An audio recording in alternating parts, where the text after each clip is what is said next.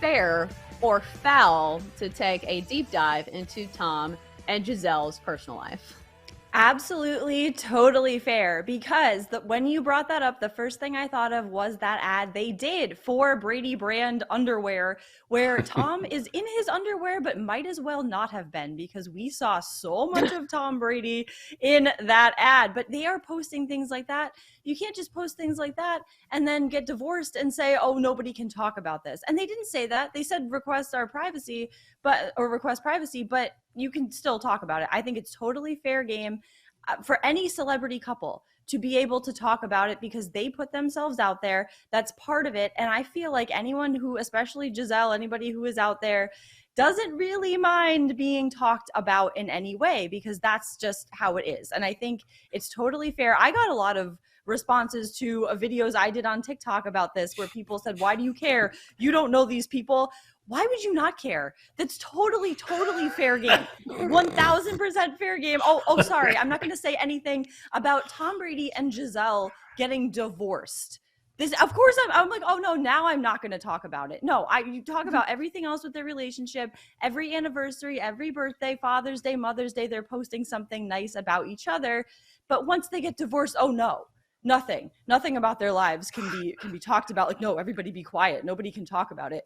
No, you can talk about it. You can give your opinion on it. That's what we do. This is part of everything. This is part of sports. This is part of pop culture. You should be able to talk about it forever. # talk about Tom and Gisele forever. That's what it should be. Tom and Gisele for never now, because they are now officially divorced. The last time we spoke, they were married. Now they are divorced, which is still kind of surreal. Tom Brady is a single man. Gisele is single. And Antonio Brown also, I would assume, is single, because he did confirm to the relief of many that he is not dating Gisele. He said, I'm not smashing his girl. So that was just heard around the world as, okay, phew.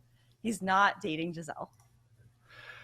Lucy, so I definitely watched your analysis as soon as this broke. I wanted to see your total breakdown, and you immediately started deciphering the respective Instagram posts. And one thing that I think you came away with, and please correct me if I'm wrong, is that Tom referring to Gisele as his wife is more in his feelings, because Gisele's statement just referred to Tom, not as her husband, but just as Tom. Exactly. So this I picked up, and I think many people probably picked this up. He said my wife, and technically at the time these were posted, she was no longer his wife. But I think the fact that he said my wife, that she said Tom, indicates that if there is someone, generally in situations like this, I would say there's one person who wants it a little bit less than the other one does, and someone who really wants it more. And Gisele, first of all, being the person who filed for divorce, was the one that initiated this. By all reports, she was the one that wanted this. And it was amicable.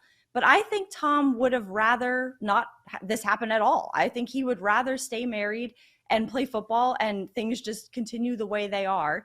But I think he understands why she wants this, and that's why it's amicable. They're reasonable people. But I think he is definitely the one who did not want this at all. And by saying that, there's a little piece of him, if we are to dissect this, that still wants to hang on to her being his wife. And is sad about this, even though it was amicable. Yeah, and also he's doing 1,000 things. Like, how many projects does he need to have? Like, I feel like he's probably never at home. And isn't that the consensus that we've gotten from Gisele is, hey, you got to help out with the kids at some point. But how does this translate to Tom's on-the-field performance? Because we know it's not been a smooth ride for Tom Brady and the Bucs so far this year. But this week we've got the Bucs laying 3 at home against the Rams. Do you think Tom Brady is somebody who can compartmentalize? Because he's been playing since forever. I feel like there are other things that probably happened in his personal life. No, maybe not this big, but still, when you're the greatest of all time, I feel like you can maybe put it in the rearview mirror. Do you think that's the case for Tom Brady? I think it will be going forward. I think on Thursday night, the thing is, you look at his numbers and he himself has not been abysmal. Like, he goes over on the passing prop every single week. So he himself, because they're losing. Right. Well, yes, this is true.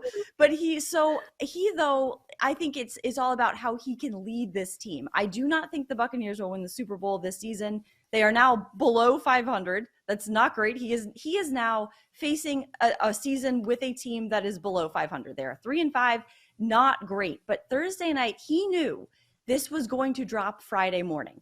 And I think that was in his head for sure. How could it not be? And I think he knew he was releasing this statement. It was probably already written at this point.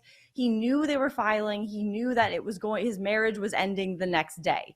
That's a really heavy thing to have on your shoulders, in your head, during a football game on Thursday night. You're the only team playing. Everyone's watching you, and you know this is coming out the next day.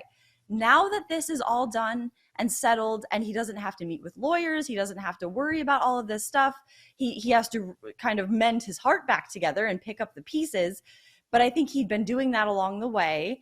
And I think now the Buccaneers might pick it up. I would not say Super Bowl, because I do not think this is the team Tom Brady wants to play for. And this is why I think he will retire when he is 50 with a different team. I would say maybe look at the Dolphins, maybe the 49ers. It's been thrown out there, the Raiders, because he could go to Vegas now as single Tom, bring Gronk out there to Vegas, not to play, but just to party, because now he's got his dating life to put together now. He can compile a roster, as they say, and he can, just have fun now. And I think fun Tom we might see next season. I think this season might be kind of done for the Bucs. If they can dig themselves out of this hole, great. They're not the best team in the division right now. That's kind of tough.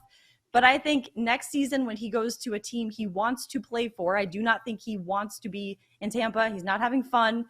I mean, he has to honor the commitment. He did say that, and he didn't say he said I love playing in Tampa, but he said I'm here to honor the commitment I told this team I was going to play for you. And I think next season it'll be a different place, different restarting Tom Brady's life and journey somewhere else, I think. We're talking with Lucy Burdge, writer for BetQL and host of Back to the Futures each Sunday night on BetQL. So Lucy, I have a question. It may seem odd, but on his podcast yesterday, Tom said that everyone has gotten to see his authentic self and who he is. But how true is that really when you're talking about an image that has been so carefully crafted and cultivated? Do you know what I mean? Yes, because when I saw this quote, I read it twice because I wanted to get the context of it, because when I saw that, it came to mind that he has said 90% of the things I say aren't even true. But now he's saying, you see my authentic self. So what I take from that is what he is saying is on the football field, just that solely, not the post-game press conference, not the press conferences during the week, but when you see me on TV, on the football field, that is my authentic self. When he is playing football, he can be himself. And that is why he chose it over Gisele, over his family. Yeah. His family's in pieces, because he thought, you know what, I want to play football. I think that's where his identity is. I think when he retired, he had an identity crisis and thought, without football, what am I? And he loves his family, loves his kids, but football has been in his life longer than Gisele has. And I think he did not want to let go of that piece of him yet. He's not ready. So Gisele had to go. You shed the things in life that are holding you back, and Gisele was holding him back from being a football player and the identity. He doesn't have that in his mind now, that he doesn't have that guilt that I'm bringing her down by doing this, her career. But his authentic self, I think, is condensed to the time on the clock on the football field. When you see him on the sideline throwing the tablet, his authentic self. But when he's speaking to the media, it's carefully crafted, and he's not saying the things that he really wants to say. Even on the Let's Go podcast, I don't know if he's saying is true, but on the football field, he is his authentic self, I think, is what he was saying with that. All right, so we've talked about Tom Brady in depth, but we got to talk a little Patriots, because there is a quarterback controversy, it seems. Mac Jones got the job done against the Jets, but do you think we see Bailey Zappe at all, for the rest of the season? I really hope so. Mac Jones got so lucky with that pick six. The overturn touchdown was so lucky for Mac Jones and saved that game, and maybe saved Mac Jones's job. And I hope we see Bailey Zappe going forward, because I just like the guy better. There is no denying that when he entered that game, the energy changed completely. And that's what I was hoping would happen this past week, that they just put him in just to see how the energy changed. But I think Belichick really wants to cement the fact that this is Mac Jones's job. And Mac Jones, I mean, sure, he might be the better quarterback, but I think Bailey Zappe should be given him more of a chance. I think it feels like he was taken away from us too soon. And we need more Zappe. And the only way to cure the Zappe fever is, of course, more cowbell, but also more Bailey Zappe. And I think I think we will see Bailey Zappe at some point this season. But it's got to be a situation where Mac, I don't even know, I mean, how many interceptions he would have to throw, because I think Belichick is very much sticking with Mac, although he did not say he's our starter, which was very weird.